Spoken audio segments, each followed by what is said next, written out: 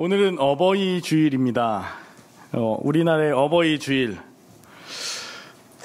사실은 지난 5월 8일 얼마 전에 어버이날 지나지 않았습니까? 원래는 지난 주일이 어버이 주일이어야 하는 것 같고 오늘은 스승의 주일이어야 하는 것 같은데 교회력에 따라서 오늘을 어버이 주일로 지키게 되었습니다. 여러분 어버이 주일 어떻게 좀 제정됐는지 아십니까? 1930년 6월 15일 날 먼저는 구세군에 의해서 어머니 주일이 이제 지켜지기 시작했습니다. 아마도 그 당시 때 굉장히 수고하고 희생하고 헌신하는 그 어머니 1년에 하루라도 좀 기려보자. 너무나 그때 또 아버지들 남성 중심의 사회이고 또 일제강점기 때 너무나 힘겨워서 일하고 가정을 돌보는 그 어머니의 마음을 수고를 기리기 위해서 이제 어머니 주일로 지키기 시작한 것이 1930년입니다. 교회에서 여성들, 특히 어머니 주일을 지키는 것은 굉장히 충격적이고 파격적인 일이었습니다. 그러다가 이제 1955년 5월 8일을 어머니 날로 이제 그 다음에 1960년부터는 이제 어머니 주일을 우리 아버지도 좀 수고 많이 하지 않냐? 그래서 어버이 주일로 1960년도부터 이제 바뀌었다고 해요. 자, 예로부터 이렇게 사실은 어머니의 수고와 헌신, 사랑이 있었기 때문에 가정이 잘 지켜질 수 있었던 것 같고 우리나라뿐만 아니라 세계 각국이 좀 그렇습니다. 어머니의 날이 먼저 좀 제정이 됩니다. 근데 보니까 우리 아버지들도 수고 많이 하잖아요. 그래서 뒤에 꼭 계층이 되더라고요. 어머니의 날이 어버이날로. 저 이런 걸 보면은 이 땅의 아버지들도 수고 많이 합니다만은 가정에 또 자녀들에게 특별히 관심을 더 가져야 되는 것 아닌가라고 저는 저 스스로를 좀 생각해 보게 되었습니다. 이 땅의 아버지들도 모두 힘내시길 바랍니다라는 응원을 드리고 싶었습니다. 오늘은 이제 사도행전 8장을 이제 보려고 하는데요. 어버이 주일을 맞이해서 이 말씀을 어떻게 좀 드려야 될까 묵상하는 가운데 본문 있는 그대로이기도 하지만 어버이 주일에 맞는 그 상상력을 더해서 여러분께 말씀을 좀 전하게 되었습니다. 지난 시간 이제 스데반 집사님이 사도 바울을 중심으로 한 그 공회의 말씀을 전하다가 이제 돌에 맞아서 순교하는 그런 이야기가 그런 장면이 있었죠. 그리고 이 순교하는 장면을 집행했던 그 담당관이라고 할 수 있는 사람이 바로 사도 바울이었습니다.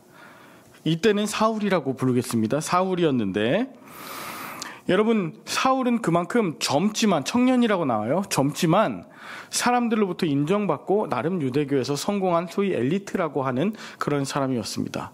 저는 이 장면을 보면서 우리 자녀들 중에도 이런 잘 나가는 그런 소위 엘리트 같은 그런 사울 같은 자식이 있는가 하면 또 너무나 억울하게 피해를 당하고 또 고통 중에 쓰러지는 그런 스데반 같은 자녀들도 있겠다.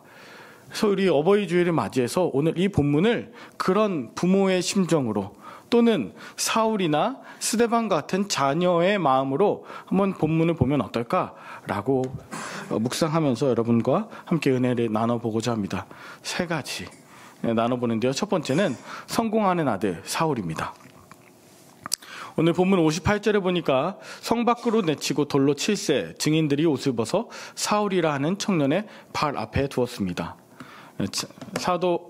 사울의 그 어떤 위치를 좀 보여주는 것이죠.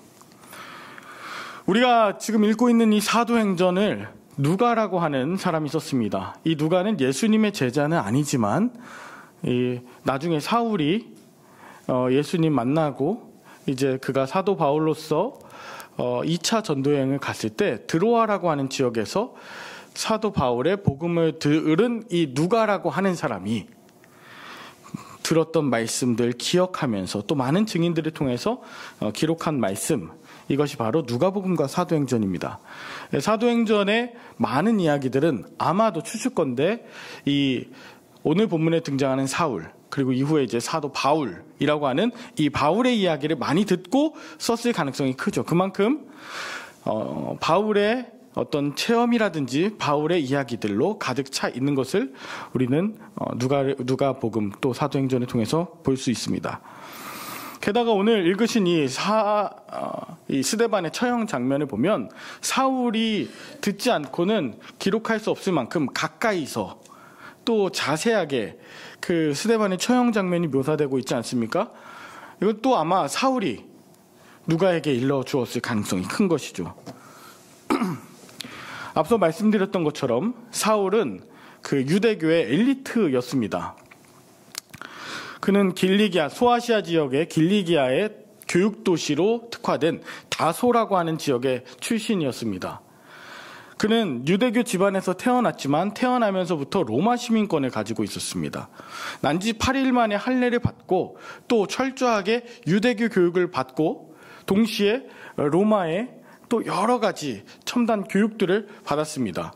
그런데 그가 선택했던 것은 당시 이 유대교에서 가장 유명했던 힐랄이라고 하는 학파의 가말레일이라고 하는 스승의 밑에서 공부하는 일이었어요.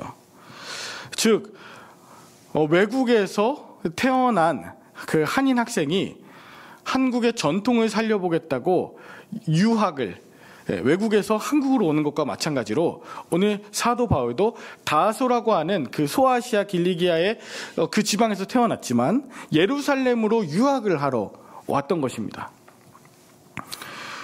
그는 훌륭한 랍비가 되기 위해서 또 훌륭한 유대교인으로서 스승으로서 역할을 다하기 위해서 그렇게 최선을 다해서 성공을 위해서 달려왔던 자입니다. 자, 그런데 이런 사울이 있기까지 그의 부모의 헌신적인 노력과 지원이 어떠했을까를 우리는 상상해 볼 수 있습니다. 사울이라고 하는 이름 자체가 간구하다, 요청하다 이런 뜻이거든요. 그리고 사울은 베냐민 지파에서 이스라엘의 초대 왕이 된 그 유명한 구약 성경에 나오는 왕 아닙니까? 아마도 사울의 부모님은 사울이 그런 이스라엘의 왕 같은 자, 또 하나님께 간구하고 요청해서 받은 아들, 왕처럼 크게 쓰여지게 해달라고 하는 기도 속에서 자랐고 또 열심으로 양육했고 그리고 예루살렘에 유학까지 보내면서 최고의 아들이 되길 바라는 마음으로 그렇게 헌신했을 것입니다. 그런 사울이 그런 부모님에게 보답할 수 있는 길은 자신이 훌륭한 유대교 랍비가 되어서 오늘 본문에 의하면 유대교인들, 특별히 사내들인 공회에 많은 사람들이 시키는 대로 해서 심지어 사람을 죽이는 일까지, 처형하는 일까지, 그리스도인들을 잡아 돌로 치는 일까지도 성실하게 감당하는 그것이 부모에게 효도하는 일이요, 또 유대교인으로서 많은 사람들에게 인정받는 엘리트로서 성공하는 길이었다는 것입니다. 여러분, 자녀들이 있으신 분들은 여러분의 자녀를 어떻게 양육하셨는지를 한번 좀 돌아보셨으면 좋겠어요. 정말 성공하길 바라면서 이래저래 외국으로도 보내고 열심히 과외도 시켜보고 이 아이가 정말 건강하게 자랄 수 있도록 맛있는 것, 건강한 것 먹이면서 누구보다도 엘리트처럼 세상에서 성공하는 그런 자식으로 키워보려고 많이 노력하지 않으셨겠습니까? 아이가 어려서부터 자라는 그 모든 순간 가운데 사랑으로, 헌신으로 그렇게 양육하지 않은 부모는 이 세상에 아마 없을 것입니다. 반대로 그런 부모 밑에서 나는 부모님에게 훌륭한 또 성실한 성공한 자녀가 되어야 해 라는 마음을 갖고 그렇게 살아오신 사울과 같은 분도 이 자리에 계실 것입니다. 그런데 오늘 세상 성공 물불 가리지 않고 무엇이 옳은지 그른지 상관없이 시키는 대로만 해온 그 성공하는 사람, 사울 같은 그런 자녀들 혹시 우리 주변에 있습니까? 혹시 그런 나는 아닙니까? 다만 세상에서는 성공하고 있는 이런 자식. 두 번째 생각해 볼 것은 방황하는 아들 사울입니다. 열심히 수고하고 헌신하고 잘 가르쳤는데 어느 순간 이 아들이 방황하기 시작하는 것이죠. 자, 59절과 60절을 보니까 그들이 돌로 스데반에 치니 스데반이 부르짖어 이르되 주 예수여 내 영혼을 받으시옵소서 하고 무릎을 꿇고 크게 불러 이르되 주여 이 죄를 그들에게 돌리지 마옵소서 이 말을 하고 잡니다. 지금 사울이라고 하는 사람이 굉장히 충격을 받고 뭔가 방황을 시작하게 하는 그런 장면이 오늘 등장하는 것입니다. 바로 스데반을 돌로 칠 때의 일이었습니다. 보통 지금 투석형이라고 하죠. 돌을 던져서 이 스데반을 이제 죽였다고 이제 하지 않습니까? 돌로 친다고 하는데 투석형은 먼저 증인이 두 사람 이상 있을 때 첫 번째 증인이 사형수라고 하죠. 이 사람에 대해서, 죄인에 대해서 돌로 머리를 칩니다.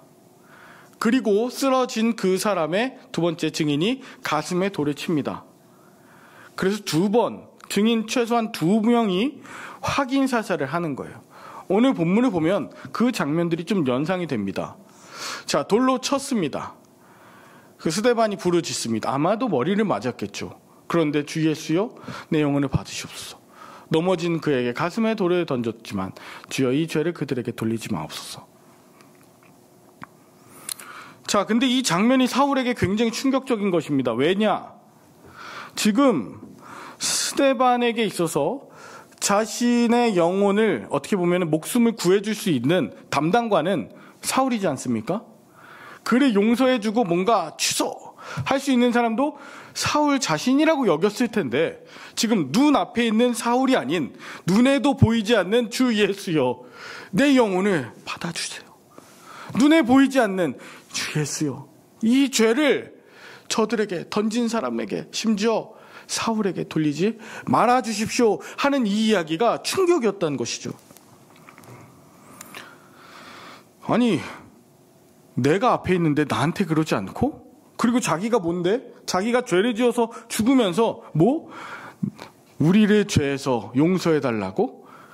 그 죄를 우리에게 돌리지 말라고? 여러분 앞서 말씀드린 것처럼 이 사울은 유대교 랍비들에 대한 기대 또 부모님에 대한 기대를 한 몸에 받고 지금까지 성장했던 나름 자신감과 자존감이 높았을 그런 사람입니다. 그런데 오늘 그런 사울을 스데반은 인정하지 않는 것 같은 거죠. 나의 권한과 나의 직책과 자리를 인정하지 않는 것 같고 마지막 돌에 맞아 죽으면서도 자신이 아닌 눈에 보이지 않는 예수라고 하는 사람을 부르면서 구원을 요청하니 아마 이것 자체가 사울의 마음에 굉장히 화가 나게 했을 겁니다. 분노하게 만들었을 것입니다. 또 낮은 자존감이 있었다면 나를 무시해?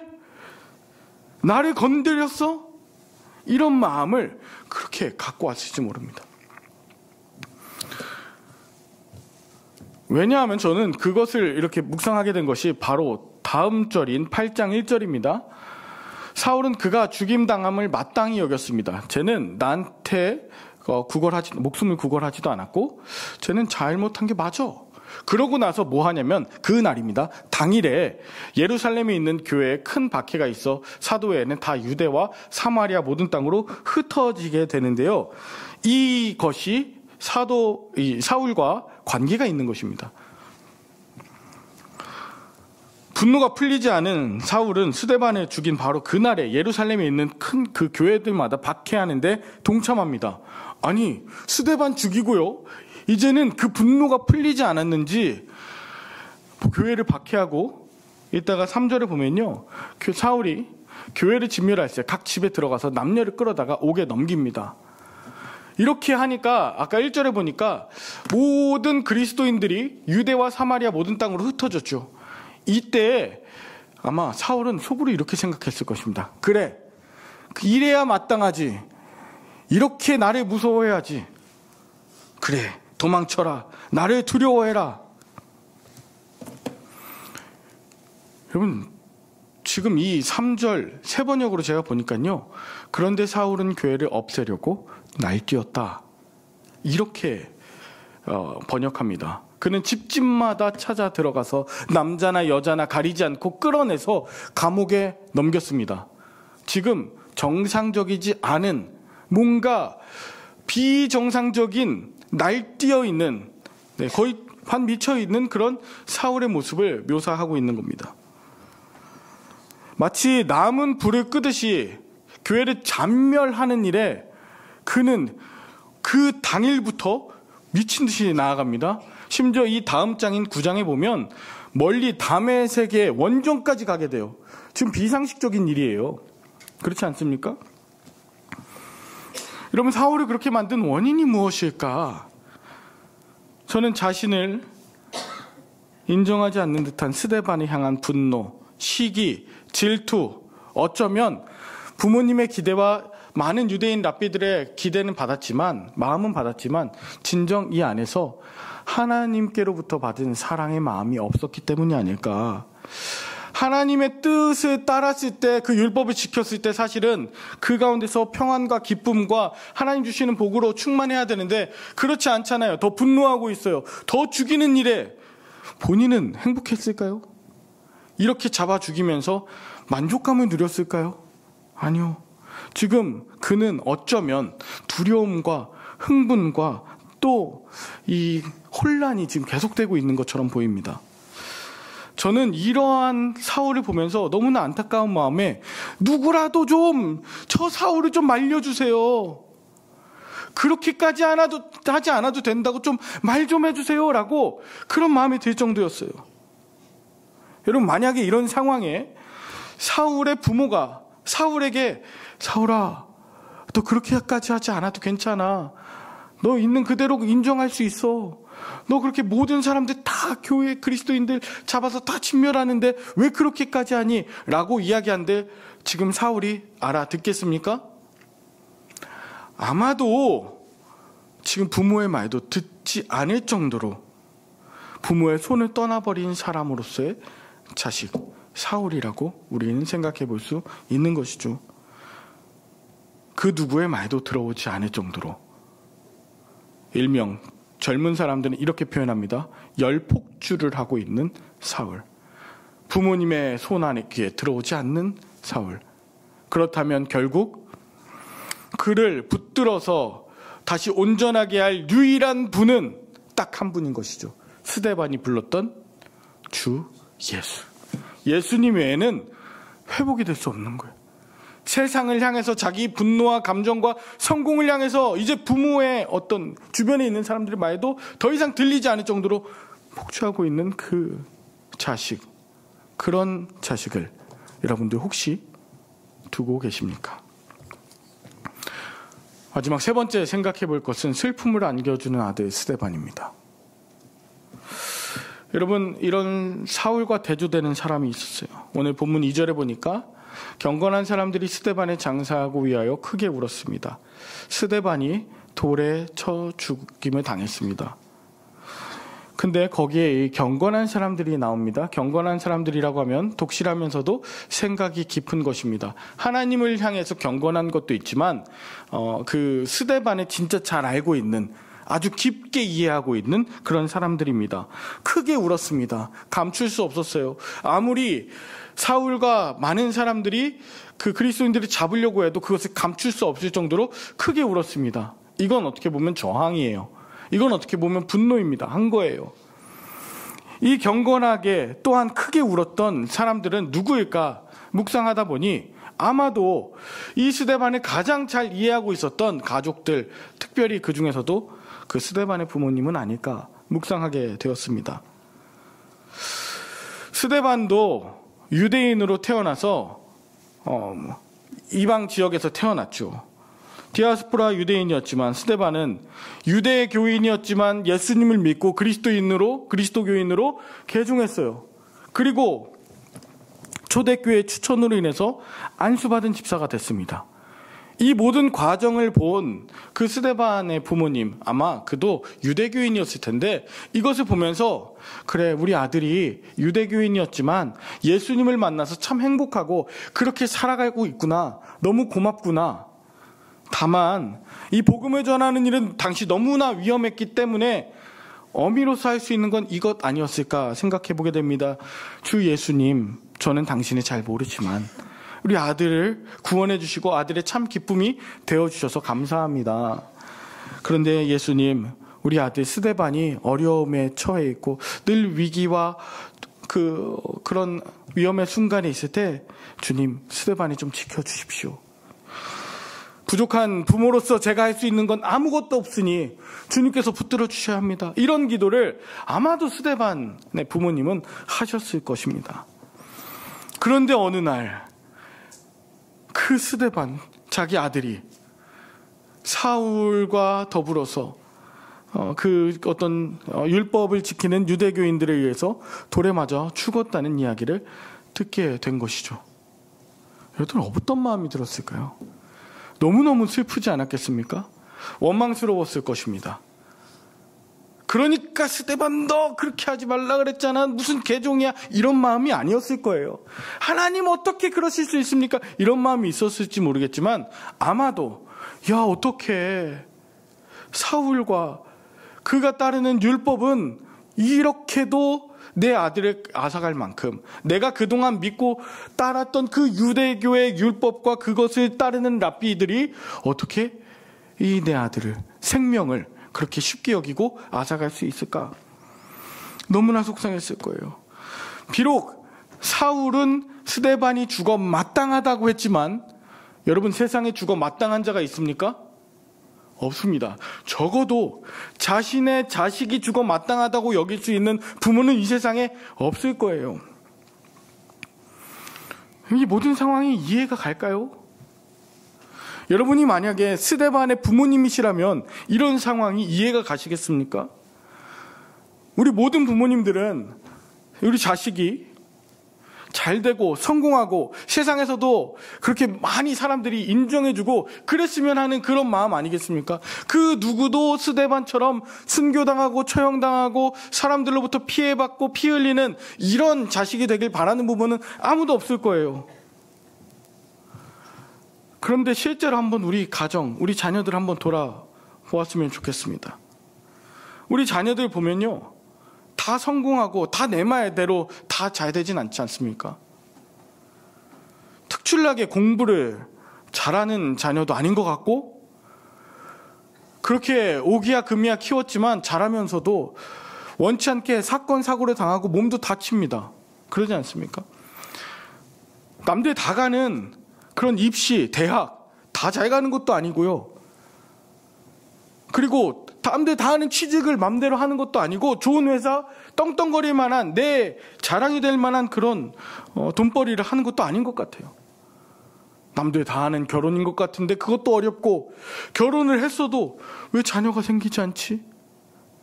자녀를 키우면서, 그 손주들을 보면서 또다시 같은 고민들이 계속되는 거죠. 다 흔치 않은 것 같아요. 그리고 그러다가 스데반 같이 오늘 눈물의 사건을 경험하기도 합니다. 모든 부모님이 원했던 건 아니죠. 나에게 어떤 유익과 대접을 가져다 주는가와 상관없이 그런 눈물과 아픔을 가져다 주는 스데반을 만나게 되는 부모님들이 세상에 너무 많습니다. 다만 그 아픈 손가락, 그 스데반과 같은 자녀를 품어보신 분들은 더 하나님께 기도한다는 특징이 있습니다. 나에게 어떤 자랑이 되는지와 상관없이 그 자녀를 있는 그대로 사랑할 수 있고, 그 자녀를 위해서 더 많은 마음을 갖고 기도하고 사랑하는 것이 바로 그런 아픈 손가락 스데반의 부모의 모습입니다. 자녀를 위해 눈물 흘리는 시간, 그래서 기도하는 그것 덕분에 하나님과 조금 더 가까워질 수 있는 그런 부모님 아니십니까? 그런 의미에서 내게 허락하신 스데반과 같은 자녀는 하나님과 나의 사이를 이어주는, 가까이 하게 해주는 축복의 통로이자 은혜의 선물과 같은 것입니다. 그 스데반은 내게 선물이에요.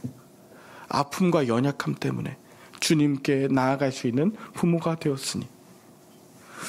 여러분, 그런 의미에서 우리가 이 어버이날 또 어버이 주일마다 돌아보아야 하는 사람이 있습니다.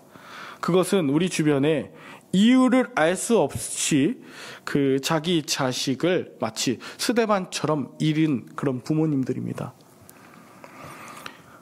여러분, 이 어버이날마다, 어버이 주일마다 마치 그냥 한 어떤 이야기입니다. 4.16 세월호 사건을 통해서 갑자기 자녀를 잃은 부모님들은 어버이날마다 어떤 마음이 드실까요? 어버이 주일마다 어떤 마음이 드실까요? 12구 이태원 참사를 통해서 갑자기 하루아침에 자식을 잃은 그 부모님들은 어버이날마다 어떤 마음이 들까요? 5.18 민주항쟁, 4.19, 6월항쟁 이런 국가적인 여러 가지 정의와 의로움의 소리를 내다가 희생당한 그런 부모님들은 가슴에 어떤 마음을 가지고 있을까요? 맞아요. 슬퍼요. 분노해요. 화가 나요. 그런데 오늘 본문에 나온 것처럼 경건한 부모님들, 정말 신실하고 자녀를 정말 사랑한 부모님들은 거기에서 머무르지 않으시더라고요. 먼저 떠나보낸 자식들에게 부끄럽지 않으려고 그 삶을 대신 사는 그런 부모님들을 봅니다. 다시는 같은 참사나 희생과 불의한 일이 일어나지 않도록 마음을 다해서 일어나고 진상규명하고 법 개정을 통해서 보다 안전한 사회를 만들기 위해서 그의 남은 삶을 자녀들을 위한 정말 기도하는 그런 모습으로 사는 그런 부모님들을 보게 돼요. 마치 스데반의 부모님처럼 그의 죽음이 헛되지 않고 그가 하려고 했던 그 예수 그리스도를 전하는 그런 모습들이겠죠. 비슷한 상황이 성경에 등장합니다. 예수님을 잃은 예수님의 어머니 마리아, 그 십자가 아래에서 얼마나 슬펐고 괴로웠을까요? 그러나 부활하신 예수님을 만나고 그 예수님을 증거하는 여인으로서 살아가는 것이 진짜 경건한 부모로서, 어버이로서 해야 되는 사명인 것을 깨닫게 된 것이죠. 오늘 말씀 마무리합니다. 오늘 어버이 주일입니다. 왜냐하면 어버이 주일마다 우리가 어떤 대접을 받아야 되나, 어떤 효도를 받고 나는 내 자녀 자랑을 어떻게 하나. 나 이번에 자녀가 와서 나 한우 먹었어, 나 어디 좋은데 해외여행 갔다, 그런 거 자랑하는 주일이 아니라 젊은 사람들이, 자식들이 나한테 효도하고 나를 높여주는 그런 날로서 주일이 아니라 나는 앞으로 자식에게 어떤 부모가 되어야 하는가, 거룩한 사명감 다시금 회복하는 그런 주일이 되었으면 좋겠어요. 다시금 이 부활의 삶을 다시금 사는 그 사명으로 다시 태어나는 날이 되면 좋겠습니다. 남겨진 자식들, 다음 세대들에게 부끄럽지 않은 어버이로서, 이 어버이란 말이 부끄럽지 않았으면 좋겠어요. 기도의 어미가 되겠다, 평화의 아비가 되겠다라고 결단하는 날로서의 주일, 더 나아가서 스데반과 같이 아픔을 지닌 그 부모들을 찾아가 위로하고 격려하고 함께하는 그런 주일로 삼는다면 하나님 참 기뻐하시지 않을까. 오늘 어버이 주일을 통해서, 어버이 된 저와 여러분들을 통해서 이 땅에 예수 그리스도의 생명복음, 십자가 사랑, 그것이 충만하게 흘러 넘치는 데 쓰임받는 저와 여러분들의 한날 되기를 간절히 축원합니다. 기도하겠습니다. 하나님 아버지, 이 땅의 부모님들의 헌신을 통해서 지금의 내가 있음을 믿고 감사합니다. 부족하지만 저희를 부모가 될 수 있도록 우리들에게 자식을 허락해 주셔서 감사합니다. 맡겨주신 자녀들을 위해 기도하며 하나님 나라 일구는 사명을 끝까지 감당하는 부모 되게 하여 주옵소서. 그런데 자녀들이 속을 상하게 할 때도 있습니다. 물론 살아계신 부모님을 생각할 때 참 속상할 때도 있습니다. 이 땅에 계시지 않은 부모님이 그립기도 하고 자식들에게 부끄럽고 미안한 마음이 들 때도 많습니다. 그러나 주님, 하나님께서도 이미 예수님을 십자가에서 잃으셨던 그 자식 잃은 아픈 사건을 경험하셨음을 깨닫고 이 땅에서 내가 스데반의 부모로서 살아갈 때마다 상처 입은 치유자 되어서 주님과 하나 되어 부활의 생명으로 살아가는 부모 되게 하옵소서. 이 어버이 주일에 이 땅의 생명과 정의와 평화의 꽃을 피우는 그런 사명자로 우리 부모 세대들을 새롭게 하여 주시옵기를 우리 주 예수 그리스도 이름으로 기도 올리옵나이다. 아멘.